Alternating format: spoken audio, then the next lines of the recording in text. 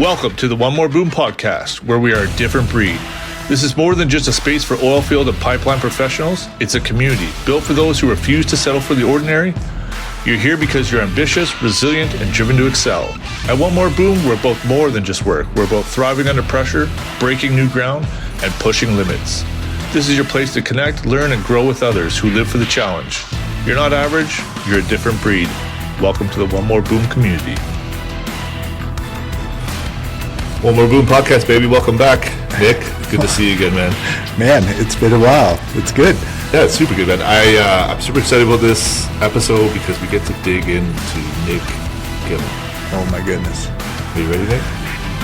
As ready as I'll ever be. I guess we should have talked about this offline a little bit. Is there any topics that you see that are kind of off the table? No, I'm pretty much an open book. I love it, man. I love it. So, we kind of talked about how we met, all that sort of thing. So, I want to get to know the man a little bit. So I might have a few questions. I know we've known each other for a few years, but there's always those hidden little spots that guy doesn't get to. So, Ben, I'd love to hear where you started, how you started, even your age. What led you to becoming a welder in the very beginning, how you progressed from being a welder to an inspector to what you do now, man, which is a lot of cool shit. Yeah. Okay, yeah. To go back to the beginning, so 45 years old, so born in 79. I started welding in 1998, and how that came to be was I was playing slow pitch. My baseball career was over, so I was playing slow pitch, and I was on the team, and I needed beer money. So I was complaining because I was playing I was only 19 years old or so, and I was complaining to the guys that I needed another job and I needed more beer money. And a guy on our team said, "Hey, our boiler shop, we're hiring. I'm sure we are, and let me see what we can find out." And I actually got started in sheet metal. Started the apprenticeship there, and within 2 months they fired my boss. Your boss? Yeah, it was about 2 months. Yeah, it was a long time ago, but it was about 3 months. They fired my boss on the sheet metal division. It was very small. It was him and I. That was the division, right? so that was something else. That was something else. And then my boss one of the owners came to me and said, "Hey, we like your work ethic. We want you around, and you can choose between plumbing or welding. Those are the other two things." And we were already doing a little bit of welding that they were teaching me through the sheet metal process. And so I'm like, well, A, I don't want to play with shit. And two, let's see what this welding thing is more about. And that's literally how it got started. Nick needed more beer money. I love it, man. What a great beginning to a really cool story. Yeah. So you started sheet metal. Became the boss. So what happened to the sheet metal side? Did they actually just get rid of that sheet metal side? Yeah, they just got rid of it. It wasn't profitable the way they were doing it, and we were making a lot of the fittings that we needed to make. There was a lot of inefficiencies, even looking back now that I didn't know, and. But there was a lot of inefficiencies with that, and it's always in the person that's running it too. So I don't know if it was really the right guy doing that. He was a very, very nice guy, let's put it that way. But nice guy in business isn't always the right guy, right? So, all right. So we went to sheet metal. You went over to welding. Did that lead you to starting your first rig, or did you jump from that job back into pipeline, or how did that kind of transition go? Yeah, so being in a small boiler shop, so we worked on out in the field, not too much, but fixing boilers that were leaky boiler tubes or other things, or installing new boilers that we built. We'd go and run the glycol and water lines or steam lines, whichever one it was, and then we went. I went a few years, so then jump forward to I got my B ticket in 2001, and from there, you get exposed on some jobs to guys that are running their own trucks through that, hiring subcontractors and that sort of thing, and then you're like, well, that's pretty cool, but I didn't know. I didn't know nothing about running your own thing or doing that. And honestly, I didn't really think about it until we found out that we were going to have a baby. So, yeah, I got married in 2003. Whew, I should know this, but there's lots of reasons. Yeah, 2002. Sorry, it was 2003. I don't know why I went on that.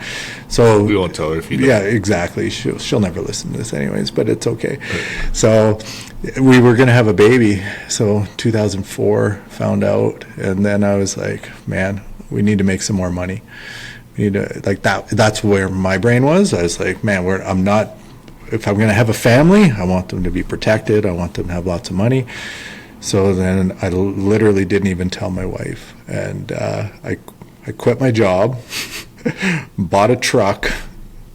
Yeah, well, I told her the day that I quit my job, but I already had a truck in mind that I was going to buy. It was a used truck, and then I had all the equipment that the ex-brother-in-law was going to help me. Well, brother-in-law at the time, but he was going to help me procure and get all that stuff going because he was a rig welder as well. So that's kind of where it came from, I guess, is I seen him doing it and directly in front of me and doing very well at it. So when I had that opportunity and there's a truck, there's some equipment, man, let's go. So I just quit. I just quit. I love the psychology behind decision making, right? Like, it's always interests me. For me, I mean, you'll never ever know why you made that decision. You'll know why you made that decision, but tell me a little bit about your childhood. Like, and the reason I ask this is because decisions when we get surprised or not surprised, depending if you're planning or whatever, of having a kid, it's like, for me, I think some of the psychological reasons that you kind of, for you, and I don't know this, you're like, I need more money. Yeah. Did you grow up? Tell me a little bit about your childhood. Yeah. So mom was a banker, and then dad worked for the city. So worked for a union all his life, working for the city. So not entrepreneurial, nothing like that. And yeah, they thought I was crazy. I love it. Yeah. Yeah. Crazy. Yeah. Yeah, so never being around that and not being, and it is funny, like, getting into welding, because my family, there is some people who are, I guess, adept to the working with their hands and doing that, but I was never exposed to like mechanical work. I was never exposed to like working on engines, that sort of thing, or just really building stuff. Like, that's not really our family. Like, they do a lot of other things, but that was never the thing. And so to get into something trades related was very outside the box. For your family. Yeah. And then to move forward into going on my own, that was the next level. And now with all the stuff that I have going on, nobody understands what's going through my brain. Yeah. So tell me about how you felt when you started the truck. You excited, scared? Super excited. And I didn't even have a contract or anything. And then I phoned a buddy. He was working for StarTech Refrigeration here in Calgary, so they do a lot of the refrigeration work for the coolers and ice rinks and that sort of thing. And he was running jobs for them. So I phoned his boss and literally went behind his back, I guess, because he already had a welder for the job they were doing at COP at the Olympic Park. He already had a welder from Calgary lined up to do it all, and then his boss brought me in, and I show up on site, and he's like, "What are you doing?" So it was pretty wild, yeah. Like, it's something that I've learned is I'll find who I need to talk to and which way I need to go. Pretty resilient that way. Got the resources to resourceful. That's the word. Yeah. Yeah, nice. Okay, so started working in Calgary. Yeah. How long did you run the truck here in Calgary? Yeah, that project was only for this one summer, really. Wow. Yeah. And then it was okay. And then I worked Southern Alberta with that same group. We worked on the McCain's plant down in Tabor. That's when they were first building that, and working more commercial jobs. And then at some point, then I was like, yeah, this isn't really much better, more money than I had, because you're always waiting for money when you're working for that. So it's either 30, 60, 90 days in some cases. One contractor I was working for was 120 days. I guess the reason I did this was to get ahead, and this wasn't really working. So I went, and that's when I started putting my feelers out into the oil field, and then started working at some shops in Brooks and elsewhere, doing fabrication. So that's a whole different game when you're used to one shop and you know how they do things, and then all of a sudden you're working with all these other rig welders who are getting paid a lot of good money to go do the things, and now you're expected to just show up and produce. Like, that's what they're hiring you to do. And I was one of the only guys that was out of town at that shop anyways. So it's really that dynamic when you're coming in and you're the new kid on the block for one. You're one of the only guys that are getting sub for another one, so they're paying you living out. And yeah, you got to prove yourself. Yeah, a bit real fast, right? Yeah, real paying big fast. Bucks to be there. Real fast. And then I took that same mentality out to other jobs, where we just didn't know I had ADHD. That was never a thing kind of back in the day, but just so focused. So when I'd show up on a job, it was, okay, what do we need to do and how efficient can we get it done? I rub some people the wrong way, because you kind of get your hands into some things that you kind of maybe shouldn't at some point, right? And here and there, but to the point of getting paid living out allowance. There was lots of jobs where I would be the only guy that's from out of town, and I didn't care. I was just that guy that you show up, get your job done, and you go. But I was pretty good at what I did. Yeah. And you mentioned before that you're a bit of a lone wolf. Do you think that kind of had something to do with it? Oh yeah. So, but the foreman that I would kind of roll with from that one company, they knew that about me, and they knew what I needed to do, or what I was able to do for them. So they just brought me in, and they just let me go, and they didn't have to babysit. Right, nice. Yeah. Cool, man. And then, so then transition, was that pipeline? That was more facility work. So we were building some compressor stations and expanding on some plant work and stuff like that was already there, and building new compressors, line heaters, installing those. And then from there, so I on the welding side, I was on some pipelines, and full disclosure, I was never that great of a pipeline welder. I know my strengths, but it's something that you need to do. And again, going back to the mentors, I didn't actually seek out those people to like, hey, train me how to do this. Like either on days off or after hours, I would just try to figure shit out on my own. And I was never that great of a pipeline welder. So like on mainline, you have to go. Like there's no messing around. There's no sitting there and trying to fix a mess that you made or whatever, or leave a mess for everybody. You get exposed very quickly on that side. And then from there, I wanted to branch out. So 2013, it was 2012, I just started putting my resume out for inspection jobs. I wanted to go inspecting. For whatever reason, it's for me, it seemed to be the next progression. And is that kind of the next, I don't know much about that side of things. So is that kind of the next progression after, you kind of, let's call it master what you're doing? Yeah. Maybe it becomes monotonous, maybe whatever, you just need to feed that brain, right? So is that the next progression from welding to inspection? Well, for a lot of guys, it's getting into more foreman or supervisory roles. And welding, either welding or pipe fitting, those are the roles that tend to move up. That's kind of how that rolls on this side. And the inspection side is just a different route to take for supervising, I guess, in a different way, where you're not managing the crews, but you're just managing the quality of work that's going down. And so for me, I gravitated to that side I still don't know why I gravitated that side, because it's such a liability for one. Yeah, I bet. But it's different than the liability of the guys that are running crews. Yeah, the guys that are actually running crews, props off. I've done it a few times now, and you're dealing with their home life. You're dealing with them, missing work and doing all of that. It's a whole nother level of managing people.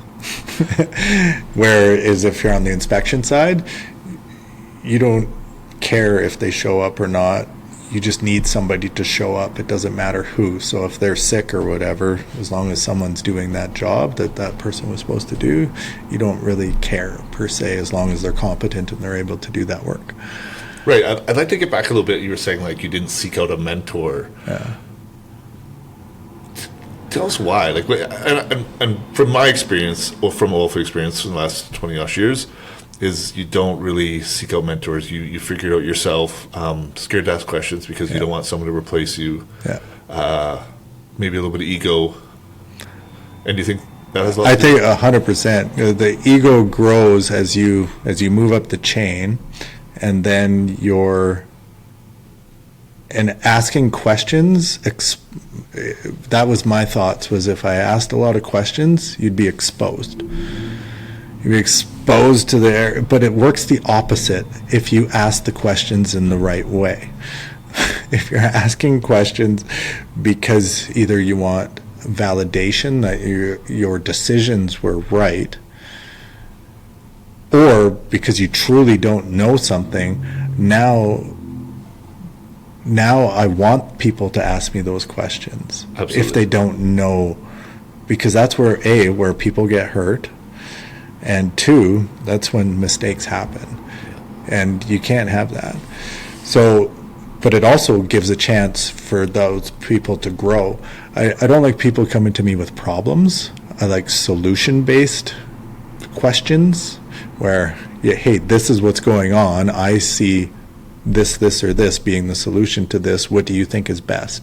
That's where I like that communication to go now. Right. I didn't know that before. So if I could articulate that to the people that was working, but the people that are above you or in the senior positions above you, if they have that kind of culture where they're promoting that, then maybe I would have asked more questions. Yeah, who knows? I guess we'll never know. Yeah. But I think it's important to create a culture like that now. Yeah. I mean, and I think we're kind of in a position that we can do that. Yeah. With what you got going on, with what I got going on, and have that kind of, it basically boils down to culture. Yeah. Ask questions, here to help, here to teach, here to mentor, here to whatever. Mm-hmm. And if you're coming with those questions, like the question, but also the solution based, you're figuring it out. And Dan Martell talks about that too, where he's like that's what I want my people. That's why I hired you. Was even if you didn't know, you have Google, you have other resources. Shit, nowadays you have AI that you can go and ask. It doesn't matter if it's a technical question or not. It actually prefers those rather than just some random question on the earth. But it's but there's so many resources out there that you can come with a solution, but having that validation with somebody that's senior of, hey, I think it should, this is how I would attack it, but is this right? Or is there some other way I should look at it? But at least it gives you the time or it shows that you took the time to do your job, which was what you're getting paid for, even if you had to research what it was. Because there's so much, in the regulations and the specs and the codes, and it changes all the time. How is anyone supposed to know? That's why there's a search bar and all of these things, right? Yeah, I was pretty lucky. I had a really good boss in Calgary when I worked for Synovus, and I would same thing. I'm a solution. I like coming with a solution type question. I would basically go to him like, hey, I have this. This is what I'm thinking about doing. Is that cool? Chris would always be like, yep, you got this. Yeah. And I think that he really appreciated that as well, knowing that I took the time to, take the problem, think about it, work it, come up with a solution, and present it versus like, tell me what to do. You know what I mean? Yeah. Yeah. Cool. Well, I think it's important to get a mentor. Yeah. And create that culture, especially at work. It's pretty important. And I think because I bounced around so much, it didn't really give me a time to spend that much time with somebody to be able to take me under their wing, if that's what you want to call it, or even bounce ideas off. Where, because everyone's so, I guess it comes back to perception too, because I always thought people were so busy. So even if I would connect with someone, like there was a superintendent that I worked for forever when I was still welding before I went inspecting, and he kept growing, and now he's a construction supervisor for a company out of Calgary here, but I know I could have just phoned him. Like when I was inspecting, there's no reason why I couldn't just phone that guy, because we had such a good rapport. But I just think everyone's so busy, and I don't want to bug somebody. A lot of those people, they like that. They like somebody coming to them because we all have an ego, but two, there is certain people that just like to give out information. They want to see things get better. They want to see you excel. Yeah, absolutely. No, but they want the industry to be safe too. That's another one. Right? When we make mistakes, and they do happen, it affects everybody on the industry. It's everything from the hoodies now in Alberta and BC. Like, I don't know if it's on the rigs, but a lot of these companies, you can't wear hoodies. Well, it happened because there was somebody that got ran over, and the dozer operator was, in the one instance, was wearing a hoodie, and that's why that got taken away. Because of this one thing. It's very unfortunate what happened, but those are the things. So we don't want those. Anytime an incident happens, it affects the entire industry, is what I'm trying to go with that. Yeah. And so we want to learn from those and not have those. And if by you asking that specific question that you don't, it can save a lot of, paperwork, downtime, someone getting hurt, an asset getting hurt, and it just makes everything better. Yeah, 100%. All right, so let's skip forward a little bit. Not that I'd love to keep talking about that stuff, because I think that's super important. So we'll skip forward. You go to inspecting. You do that for... Yeah, till about 2 years ago. So is when it started to phase out and start other things. And so 2018. So started inspecting 2012. Went 2018. I went and that's when I totally blanked out there, because I think I wanted to forget it. But that's when my wife left me. Is May of 2018. So and from there, it was a battle. It was a battle at that point, and I think I alluded on the last episode where I went to Thailand to rehab, of all places. Why Thailand? What is that all about, right? People go to Thailand to get away from everything. There's a lot of bad things you can do there. But when she left, it was the next year where I didn't deal with my stuff, and I just kept moving on. I went inspecting. I was still doing the things. Made a lot of mistakes. My head was not there. I wasn't in the game. It was on her and the kids being gone, because, I was always on the road, so it only makes sense for her to have the kids, whether I fought it or not, which I didn't, for that reason. So she had the kids, and I would see them every so often, and that messes with you, right? And so, when I started seeing a therapist, and I was trying to get her to come for a couples therapy, actually. And she was in BC. I was here. Like, she's 3.5 hours away, or 5 hours from Lethbridge, actually. So, and it was the second time I was in that therapy session with that couples counselor, and she said, "I don't think she's coming, dude." Like, oh, okay, I think you're right. And let's talk more about you. that's a loaded, we don't do that, no. But I did. I opened up to her, and then through a couple sessions with her, it was, I decided that I was an addict. I was like, yeah, I just dive into everything and just go head first, and it's all or nothing. And that's the way I've always lived my life. So it was through those conversations, I was like, man, I think I'm an addict. Well, and then she says to me, well, maybe. I don't know. We've only chatted a few times, her and I, right? She's like, well, maybe. Everybody is, just so you know. It's just to what level that you are an addict. It's just embedded in the human DNA. And through that, I said, well, I think I'm going to go away to rehab. And I think I'm going to do this a thing. So she's like, well, I support you, but I don't think you want to go in Canada. They're very clinical here. You don't need that. I don't think, she says. And so she suggested going to Thailand. She sent a couple people to this place there called Hope Rehab in Thailand, and it's very holistic in meditation, mindfulness, which I didn't even know what those things were, what they actually meant or whatever, and cognitive behavioral therapy. And I'm like, I don't know, if I can get on a plane, that's all I was looking for. I didn't really care where it was going at that point. Just get me on a plane. So I booked a ticket, got there, and I spent 2 months in Thailand. And it was the best thing I've ever done, honestly.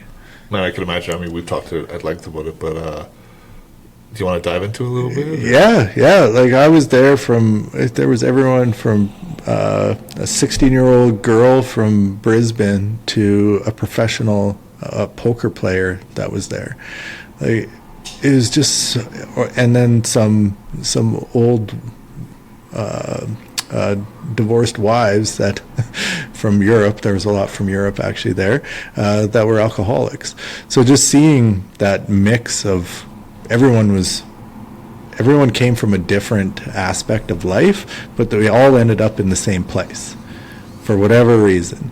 And it's just very interesting to me. And that's where I've never really been open to psychology and all the other things, but just that alone and being exposed to it, it really opened my eyes to the brain does some very particular things. There's one thing that you've talked about before is, like, you know, when you have that thought, and we'll just talk about the brain for just a quick sec, because I really like this one. You have that thought, and then it's like you need to provide evidence to yourself that this is true. Yeah. And I think that's super powerful, man, because you can have some crazy ass thoughts, right? But if you could provide the actual evidence that it's true, that's where the real power is. Yeah. Oh, it's huge, and that's the study of CBT, or cognitive behavioral therapy. That's a lot of it. What are the facts? What are the feelings behind those facts? And what are the actions that you're doing based on those feelings? And is it true? And when you can circle that, and when the quicker you can make that feedback loop happen in your brain, it doesn't happen overnight. You have to study that lots. I'm actually a practitioner in that CBT now. I could teach people about it. It's crazy, but the quicker that you can do that and not have to write that down, like those steps down, and literally do it in your head, it changes your decision making. And the quicker that you can make those decisions, and hopefully not in a negative way, it accelerates your life. It truly does. It truly does. So studying that there for 2 months, and again, I was not in a good place. So it took a lot of time to absorb that. That process didn't happen in those 2 months. That was so much me just, what the hell am I doing? How did I end up here? And how do we not do this again? That's another thing. But then how do I take all this information now? Because you're getting fed through a fire hose. And it's just like, I actually have emotions other than hungry and horny. This is, what is this? Are you sure? Yeah. Because that's, my entire life. That's how I operated. Those are those two emotions. As dudes, we don't want to acknowledge the other ones, and I'm still diving into it. There's so many other words. Like if you study emotions, it comes up many pages of what those are, and when you can pinpoint what it actually is and where you feel it in your body, you can start to study where that's coming from. Whether that's sickness, whether that is a relationship that you want to get rid of, or you're at a job that is just not serving you. It's like, man, start to feel this stuff and start to understand yourself. That's what came out of that. And then it was a whole year, 2 years of being a disaster, because now you're feeling shit that you're not used to. And you don't know how to process it, because we're not taught that. You're just taught to shove it in your big toe and just never deal with it. And that's when you have explosions. That's when you lash out at people. That's when things go bad in your life, is when you're just holding on to this stuff. And that's what we do. And learning that through that process, it's a lot. So yeah, it was like, I knew I wanted to expand. I didn't want that to happen again. But now you got to piece all of this together. And then it's like, who I was actually wasn't me. Like, you start out as you, and you grow into you, but then over time, when you're working away and you're isolated and you're in your own head for like 20 years, you start to lose yourself. And now you're this different version of just someone that's just existing. And that's how I felt. And then all of a sudden it's like, wow, that is heavy, man. Yeah, man, you don't feel those relationships. They're not deep. They're shallow. They're very surface level. Probably conversations all surface level.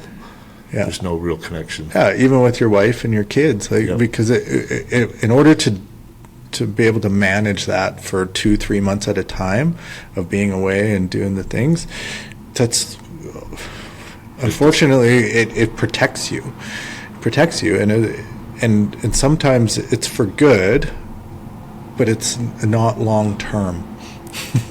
You can do that in the short term, as long as you're articulating that to the people that's in your life of what's going on, but we're not taught that.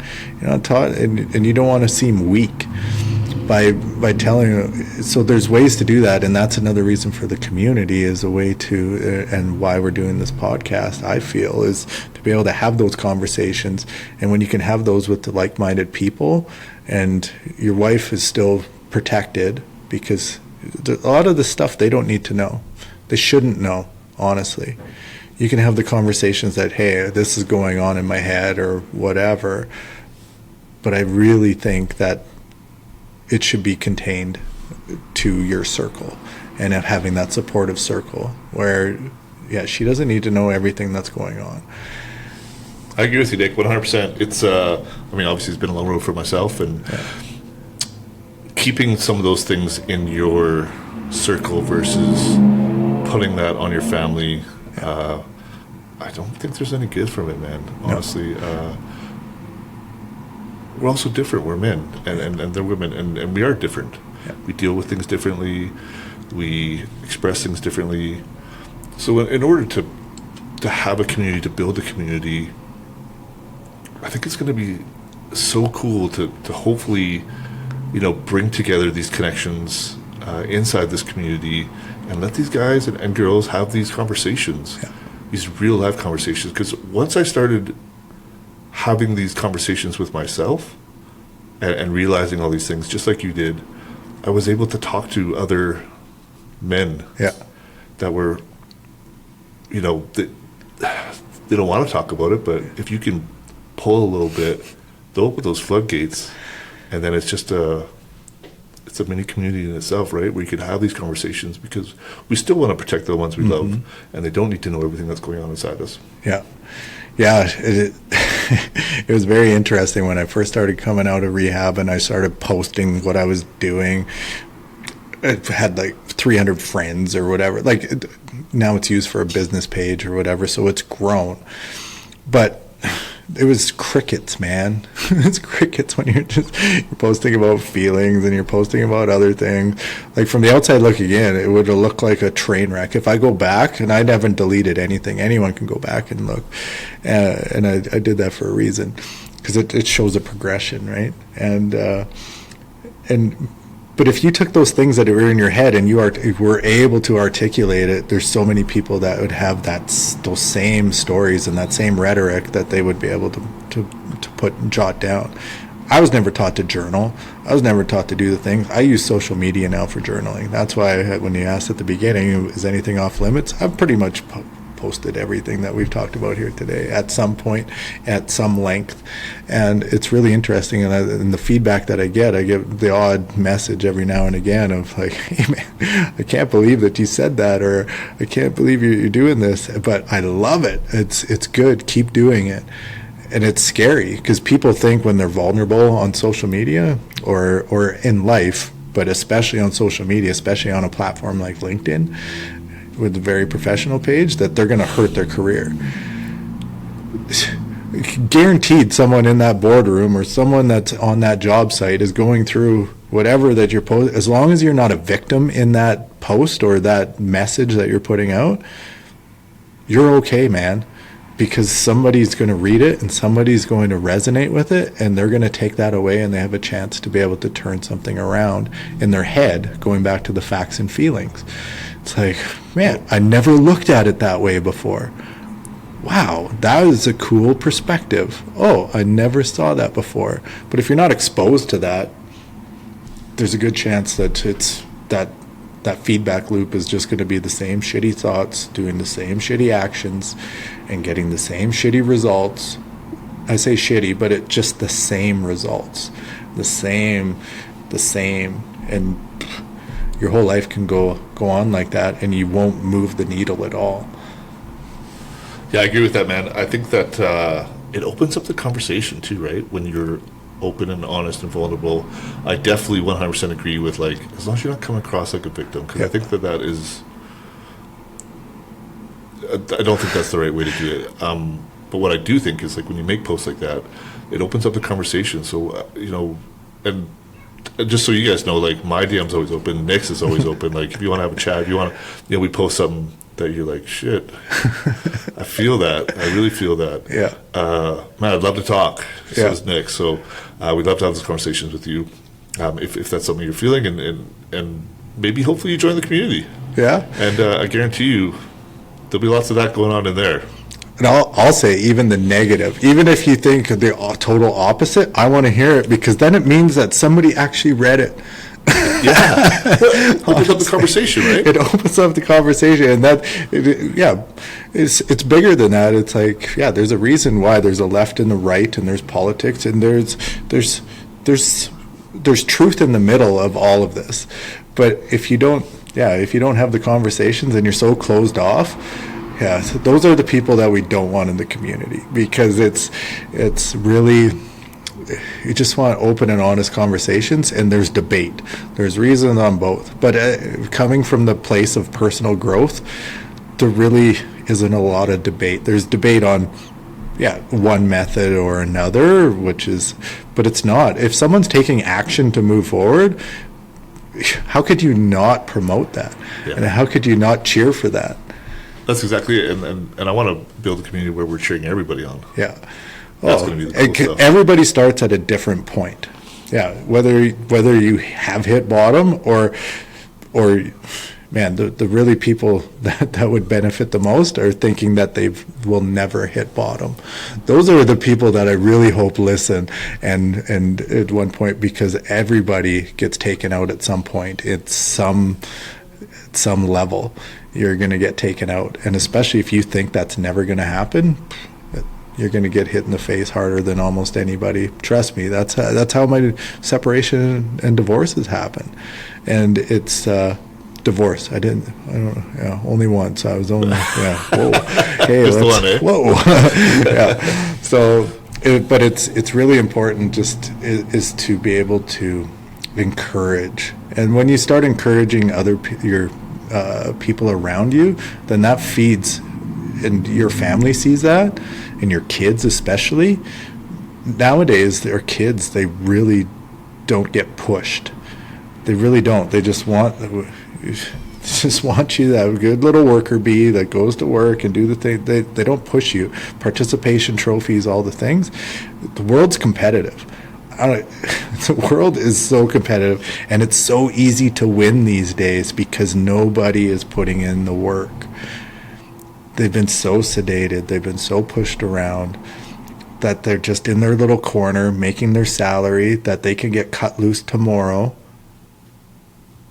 And our kids are seeing that, and a lot of kids aren't pushing themselves, and they feel like an outcast if they're the one that are doing the things and getting the scholarships and do it. We need to celebrate those more than anything else, I think. So if your kids are seeing you move ahead, and even if you're in the same place, but you're taking the courses, you're reaching out, and they see you talking to people that are, influential, there's a good chance that they're going to want to be that same type of person. I agree, man, and having your kids watch you go through personal growth, right? And the cool thing is like we can have those chats with them, right? Yeah. And hopefully arm them with the stuff that we weren't armed with as kids. Yeah. And then watch them flourish, right? Like, let's be honest, they're not always listening to us. No. But I think they hear us. And they might not say it, but they're seeing it. And there's something to be said for, even if they're paying attention or not, per se, it's like osmosis. They're seeing it. Well, I think I like for me, it's like, they're not always listening, but they hear it. Yeah, and if you're the guy, and I was that guy who would just come home from work, go to the garage, pretend to work on stuff, but drinking beer, doing whatever in the backyard, like there is a point where that sure, go and do that. But when you're doing that every day, and that's all they see is you sedating, you doing, removing yourself from the family dynamic to go, and because you're more comfortable there. I was more comfortable at work than I was at home because that's what I knew. Totally what I knew. But you can control it. Yeah, 100% you can. 100%. I know so many people who, they're up at 4:30 in the morning. They're back to camp at 6:30, 7 o'clock at night. They go eat. Like, that takes discipline to be able to do that in minus 40 or in when you're overseas, plus 40. Like, it takes discipline to show up and do that every day. But then when you're home, you don't have that type of, well, what do? I don't have to get up at 4:30 in the morning. I can sleep till 10 o'clock in the morning if I want. I can go to the golf course if I want to. I get to do all these things. But when you start removing yourself from the family dynamic, and that's what I did. I was addicted to golf. At some point, I was addicted to poker, and I'm not good at cards, so that was a disaster. I was addicted to, I've always drank, and now I haven't drank since 2019. And gym. I've been addicted to the gym, which you would think inherently was good, but I used it to sedate because it took me away from the daily life that I didn't know how to operate in when I was home. You get lost, man. You get lost, and we can go down that a lot more on that side. But that, to me, that was the biggest thing was, you become accustomed and you're comfortable at work because, you know what's expected of you. You know what needs to happen, and you just do it. When you're home, you're just in the way. You're in the way when you wake up in the morning and you don't know the routine and you don't know where drop-off is for the kids, or you don't what day is horseback riding? Exactly. You don't know what the teachers' names are. Like, I don't know any of my kids' teachers' names, and I've had two, and one's 19 and one's 17. You know what I think is cool? We had this conversation last time I was in Calgary, and I think someone else actually came up with it. It's something that I'm putting in place in my life is, maybe a week before I'm coming home, it's what do you need? Yeah. Where are we at? how can I support you? And just those 3 questions there, and it opens up the conversation with my wife to be like, okay, when I hit the ground or when I fly in, I'm already inside the family dynamic because I know what she needs. Yeah. I know how to support her. I know what my daughter needs. I know how to support her, and I'm in. Instead of that, week or 2 weeks, sometimes it's just like, I don't know what to do. I'm gonna sleep till 10, or just gonna hit the golf course because I don't know what's going on, and those sort of things. So it's been very cool to have those conversations with my wife, and know that when I come home, it's gonna be all right, and I'm gonna get into those routines with them instead of wandering around the house or hitting the garage or hitting the gym or whatever sedating that comes with, right? So it's super important. And it's going to be interesting, when you go away this next time. And how long are you gone for? Probably 2 months. Yeah. So when you get back, because you've been home for over a year now, right? Yeah. So that'll be super interesting to see. But it's great that just those questions, because every time that you come home, knowing now, not before, but you're at a different place every time. Every time you fly home, you're in a different mental state. The family is in and each person in the family is in a different place every time.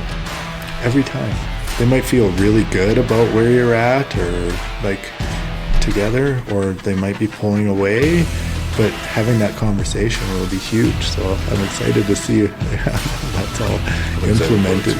I mean, I'm excited about going away from the family, but definitely excited about putting these little things in place just so that transition, I don't have to worry about sedating. Yeah. Not knowing where I fit. Yeah, it's great. Yeah. All right. Well, it was great to get to know you, Nick. I mean, there's so much more, obviously. Yeah. That was just scratch the surface here, but we're probably gonna get out of here. Yeah. No, this is really good. Yeah, man. It's always good to see you. Yeah. We'll talk soon. Okay, man.